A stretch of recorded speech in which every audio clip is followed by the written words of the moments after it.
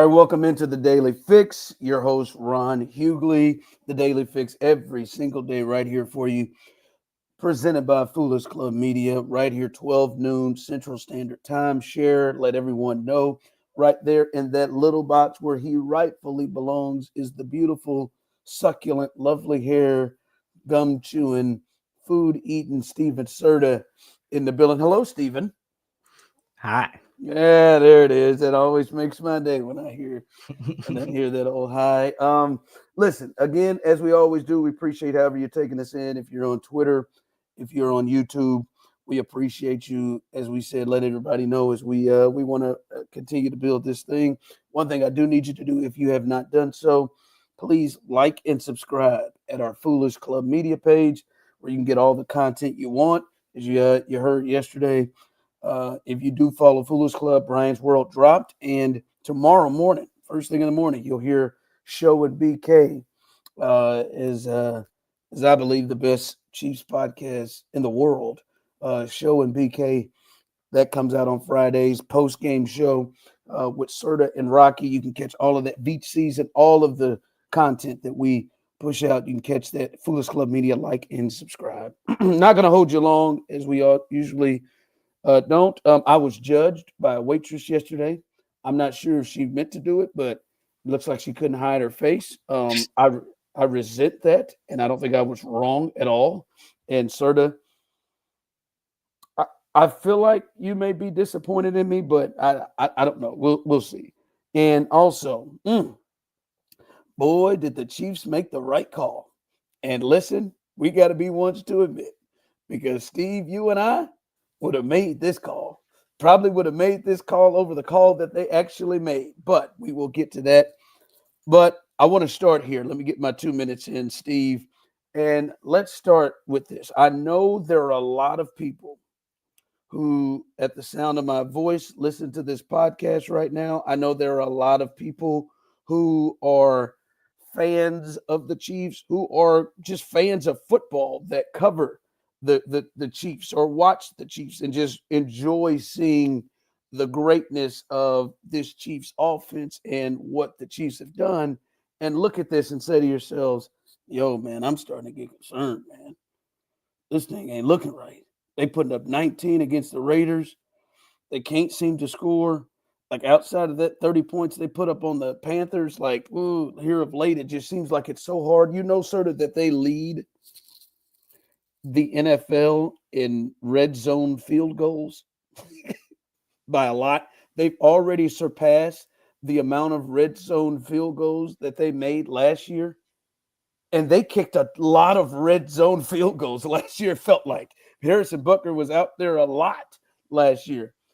And they're not scoring touchdowns, and they're just struggling to put up points in a manner that you would think they would. Obviously, the injuries and the offensive line situation, hopefully that's improving on both fronts. But I think the big thing is, Steve, and you see it and I see it, and the thing that gives me a little solace is it's all there. Like, even with how bad Wanye Morris is, and when Kingsley checks in to check right back out, even I bet it's all there. There are so many plays out there that they just miss week after week that would make the game completely different. And just like what happened last year, which you can kind of lean on, the expectations are they're going to start to hit these. I mean, Xavier Worthy is just going to stop being 5 yards clear of people, and they not even and they like, he don't even get a hand on the ball sometimes. Xavier Worthy had 4 or 5 plays in the last game that could have been big plays. I showed you the one when we were out, shout out to Kona Grill, having drinks. Like, Juju Smith-Schuster was just wide open for a touchdown. I mean, just uncovered, wide open for a touchdown. And it's just, the plays are there. Hopkins, there have been plays there. There have been there are plays there. And they're going to start to hit them. So that's my thing. Is it would be one thing, sort of, if they just weren't creating openings and there wasn't nothing. But even with how bad the offensive line is, even with the injury situations, there are at least 3 to 5 big plays every week that they just miss. Yeah. It's frustrating because you're just like, they have to hit these eventually. They have to connect on them eventually. And I think some of it is Mahomes too. Some of it's Worthy, but Mahomes just being slightly off, just It's everybody. slightly overthrowing Xavier Worthy or just missing him deep or something like it. But it is week after week. And last year it was very similar. And then in the playoffs, MVS makes the plays. Like MVS gets the catches, and Mahomes is on the money when he needs to make a play. And so at this point, the expectation is just that, well, in the playoffs, they'll hit those things. I don't know if that should be our expectation because we got a large sample size of this being kind of who they are, but they keep doing it in the postseason. So you just have to hope that eventually Mahomes is just going to find it and be on the money, and hopefully the receiver's going to catch it and they're actually going to connect on some of these big plays.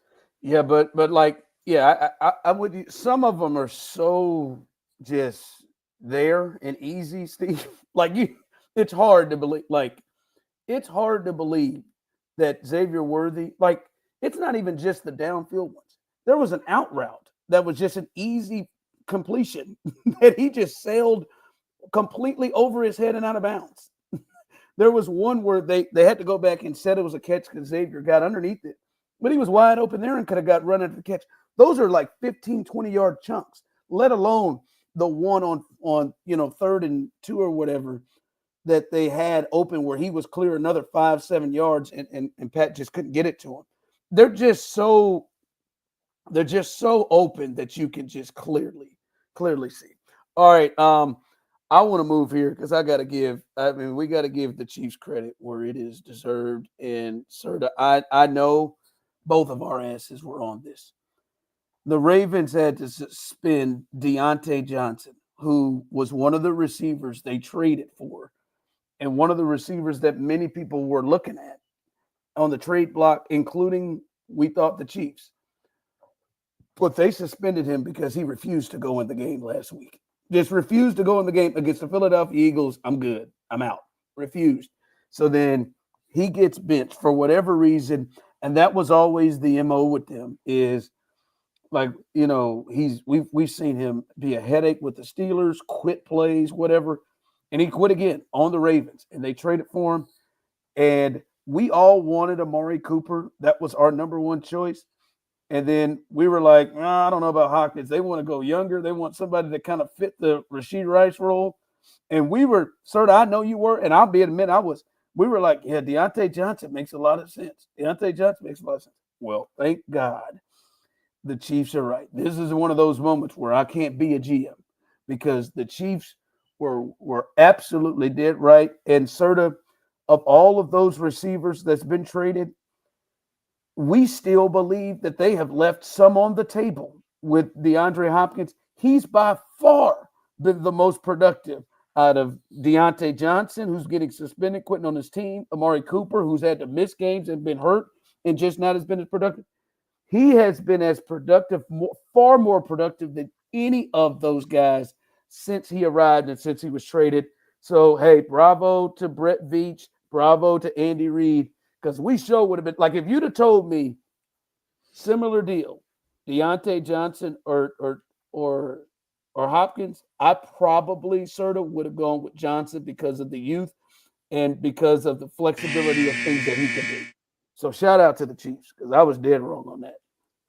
I do think circumstances matter here where the Ravens have the personnel and that they have, and they want to run things the way they want to run things because they want the ability to, be this explosive rushing attack. And that means that they're not going to have as many wide receivers on the field. Now, Rashad Bateman's hurt. So you would think that would mean that that would be an opportunity for Diontae Johnson, but he is a guy who has had issues everywhere he's been in Pittsburgh. And then first year with the Panthers, they're absolutely terrible. And you get all these reports that he is already like a bad locker room teammate and guys on the team aren't getting along with him and they just want him out of there. And so they make it happen, but now he doesn't love this role with the Ravens. And it's like, and I don't know what the contract implications are, but the Ravens aren't going to cut him and let him go sign with another playoff contending team or something like that.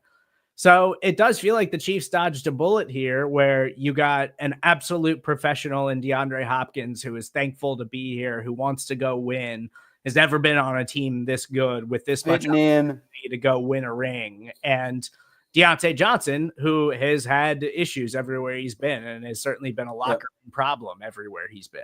That's a team that wants to work with adults. It's the last thing that Patrick Mahomes has to deal with. He dealt with a little kid last year in Kadarius Toney. This is the last thing that they needed to deal with. So shout out to them. Because, Steve, I was all about the Diontae Johnson. You just look at on the field stuff. I was about that. But he clearly is not an adult in the room in the NFL and brings so much more. That right now would be the last thing. One, they would need him. But that'd be the last thing to deal with, is to have him doing stuff like this. All right. I was judged. Left work yesterday, Steve. Went out, met with some of the fellas, got some drinks, got some guacamole, some chips with a little tahini on it, and getting drinks. Got some orders, whatever they came to me. I told her, "What kind of cider you got?" She said, "Excuse me?" And right then and there, Steve, I felt her judgment piercing down on me. Young lady, and I said, "Yeah." And then the way she said it, almost made me lose attention, confidence in my response. And I was like, yeah, like ciders. Y'all got any ciders, like Angry Orchard or anything? She was like, let me check. I think we do. It's strong, Strongbow. And I was this is a Mexican restaurant? No, it's not. It's just it's like borderline upscale restaurant near, it's like a Chili's, but nicer. No, it's not a Chili's at all. It's near the Galleria. So it's a nice, I mean, that bad boy was $9.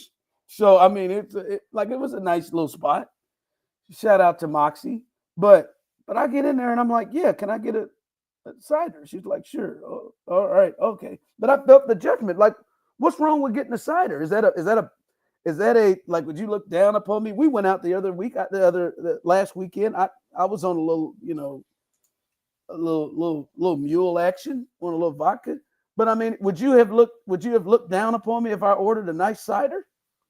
Well, no, because I already knew that about you. I already knew that you like to order a cider here and there. So that's not something I would have just been learning, but I do think they're gross. Like they're not gross. I don't like them. I don't like super sweet things like in my drinks. Like I don't like things that taste like they have a lot of sugar in them. It's just not for me. I need something that packs a little bit of a punch. That's for you. You do like a little bit more. I don't like you drink Space Campers, dark ass beers.